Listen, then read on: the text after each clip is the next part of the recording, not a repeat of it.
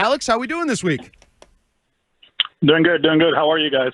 We're good. Right. We're better after watching that game last night. There was some, I'm going to say, there was some angst in Red Sox Nation heading into these 6 games. How did you think your team responded to game 1 of what is clearly, essentially, playoff baseball?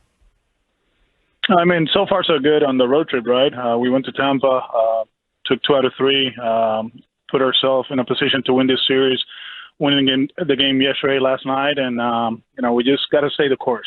We understand where we at, understand how all of a sudden things have changed around us, right? But one thing for sure, the number one goal is to take care of your business, right? And then you look around and you know what you have to do the next day, and that's where we at. Alex, you really managed last night like it was a playoff game, pulling Giolito 4 2/3. You get 4 1/3 from the bullpen, scoreless once again, which was huge to say the least. Is it safe to say you're going to have to treat every game like a playoff game until and if you possibly clinch a postseason berth? I mean, we need our starters to go deep into the game, right?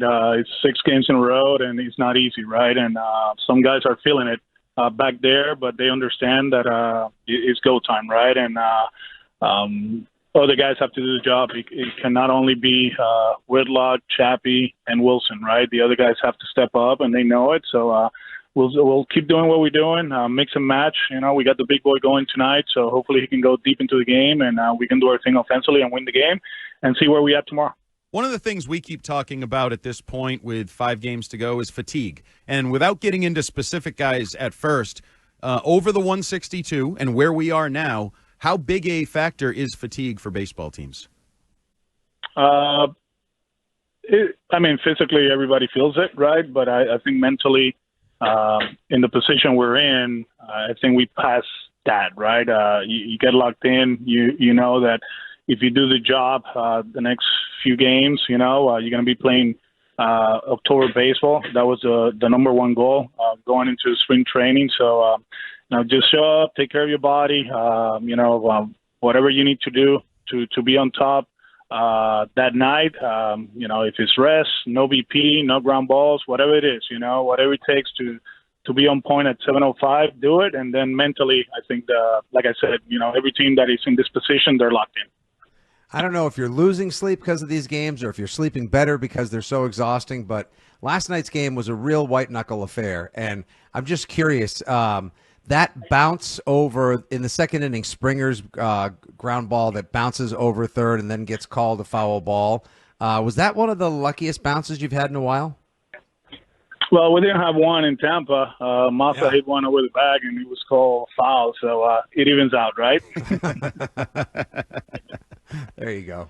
Speaking of controversial calls, a quick left-hand turn here from your baseball team, but it was announced yesterday, reported that robot umps, quote-unquote, ABS, is going to be a thing for Major League Baseball next year. Do you embrace that? Is that a good thing for baseball? I believe so. The one thing about us in spring training, we only played like 5 or 6 games with the system because we don't have it at JetBlue. Minnesota doesn't have it either. So most of the teams in the southwest area of Florida, that train there don't have it. So we didn't have the experience that Detroit and the Phillies and the Yankees, that are kind of like up north in Florida, Central Florida. They have the system. Just watching from afar, it works. Obviously, we have to learn more about it, because it's game-changing calls, and who you're going to trust, right? Who you're going to trust to challenge the system. There's a lot of guys around the league that they believe that they know the strike zone, and they complain about it, and when they look at the iPad, it's a strike. So we'll pick and choose, who's going to be able to do that, and we'll go from there. Should you be able to continue playing baseball in the month that shall not be named, would giving Giolito a rest or not starting him be a consideration should by week's end you clinch a postseason berth? Yeah, that's a goal. I think, if we're in, we'll see what we do over the weekend. That's part of, the equation going into October. But first things first, just try to win the series here tonight, and then see where we are tomorrow, and just keep pushing. But I think a breather will be good for a lot of guys. Red Sox manager Alex Cora here with us on WEEI Afternoons. We've talked about the great season that Trevor Story has had, really in all phases of the game. He's been scuffling a little bit, though, lately defensively, some throwing errors. Is that a fatigue issue? Is that a concern for you? What's going on there? No, it's not a concern, but his timing has been off in some of them, so it's something that he keeps working on it, and he'll get it right. That's part of the season. You're going to go through hitting slumps and defensive slumps, and right now the throwing has been kind of like an issue the last 10 days, and hopefully we can fix it. So one of the bats that is starting to heat up at the right time, and hopefully there are some more to follow with it, is Yoshida. Masataka is having a nice little run over the last week plus. What's behind him catching fire now and feeling good? We haven't talked about his surgery, right? It was a major surgery in the off season, and it takes a while, and although he was swinging the bat well in spring training, he kind of like had a setback right after that, and we had to, slow down his process, obviously, with the situation of DH and where to play. We had to slow it down too. The shoulder wasn't responding the way he wanted, the way the training staff wanted, and we were very patient. I think at bats have put him in a better spot, timing wise. And if you think about it, when we talk about experience, you guys can. It's Trevor, Alex, and nobody else, right? In the playoffs, right? And but Masa. In Japan, he was part of championship teams. He's an experienced one. He's been in pressure situations, not only over there, but also in the WBC. So as a veteran player, that I understand that he doesn't have too much experience in MLB, but he understands what it takes, and he's doing an amazing job. Speaking of a guy with experience, you bring up Alex Bregman there. It sounds like he played a key role in sort of putting together a team gathering with the off day the other day. How important was that? What was that like? What was that all about? What was the message there? No, it was players only. I had coaches only, and he had players only. So they got together, and they had a good time. Just having everybody in the same room, away from the ballpark is always important. And both groups, we had a great time. It's something that we always, look forward to it, an off day and hang out and watch some football and talk about something else other, than baseball. And it's always a good time. Is it nice to have a players-only meeting that's leading into potentially the postseason? Everybody in Miami freaked out because the Dolphins had a players-only meeting about Mike McDaniel in week 2. Usually those are bad, but this was a good players-only meeting? I hope so, yeah, but I hope so, but it's a good group, and one of the things that they done an outstanding job, kind of like staying the course, like somebody asked me about Sunday in Tampa, and that was kind of like it was an odd time starting time, right? Because he wasn't on national TV, but because of the Buccaneers, they had to push the game back. So during the day, there was no baseball on TV. It was all football. So that's what, players do. They stick to their routines, and they watch football on Sundays to see how their players are doing and all that. So far so good. They've been really good about this whole thing. Just a couple of games back in for him. Gets a hit last night. Big contribution. How's Abreu feeling? Really could use one of his signature hot streaks right around now or sometime soon. Yeah. Feeling good. I mean, timing-wise, of course, he has to get there. But, yesterday you saw him defensively. He's a game changer. He feels good about playing the right field. He made a great play coming in late in the game. So, happy to have him. And we'll keep hitting him down in the order, just not to put pressure on him, although, as you know, the game will get there probably, base loaded, 1 out, and it's really up. So, that's the nature of baseball. You cannot hide guys, but, he'll keep getting his timing down, and hopefully he can get hot. Last week at Fenway, you broke the news to us that you were going to shake up the lineups, flip-flop Bregman and Story. A week later, how do you feel about that decision, how it's played out? Feel really good. Both are doing an amazing job. Alex is kind of like back to his old self, taking pitches, taking his walks. So, I like where we at.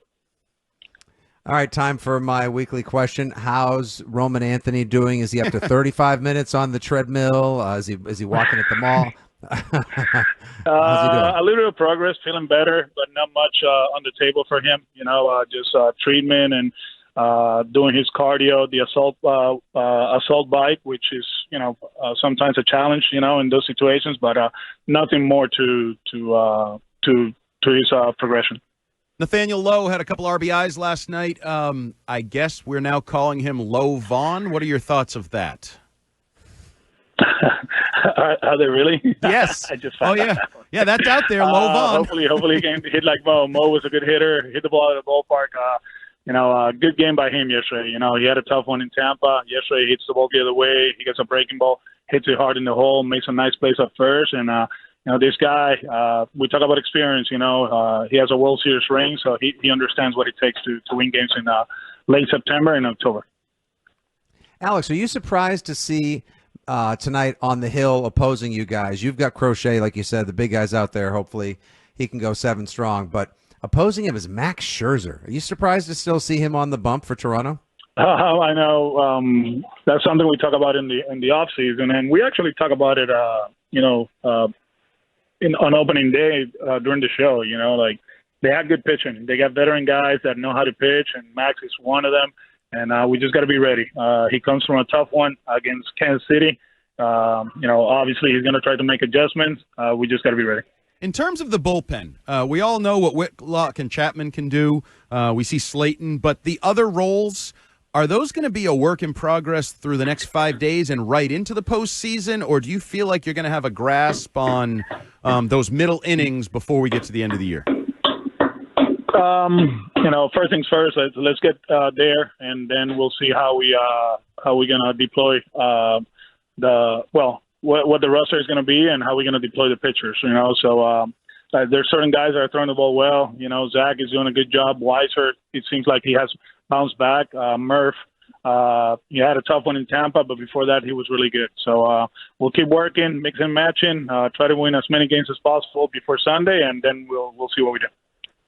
Last one for me, Alex. So how do you manage the guys, not on the field at this time of year, but, in the clubhouse, just in general, in regards to, like scoreboard watching the standings, do you tell them to just not pay attention to that, do their job and focus on the task at hand and run your race? Yeah, we say that, but I'm the first one looking at the scoreboard right in front of me. So it's hard. It was actually easy in Tampa. Because they didn't have an away scoreboard, so you just play the game, right? And that was a good feeling, to be honest with you. But then we're back in a big league stadium, and it's all over the place. So try to get locked in the task in hand, what's happening in between the lines and the energy into that, and then we'll see what you take a look at the phone, and okay, that happened, let's go. Without looking too far ahead, and even right now, I saw a comment from Craig Breslow talking about down in Florida, you have a camp of minor leaguers, some banged-up guys. Is it realistic there's some guys down there that could help you either later this week or as you go into the postseason? Dustin May threw a live BP yesterday, 2 innings. I haven't had the reports about how he feels about it, but, he's progressing. I think he's kind of like the guy that is very realistic, if needed, that he can contribute.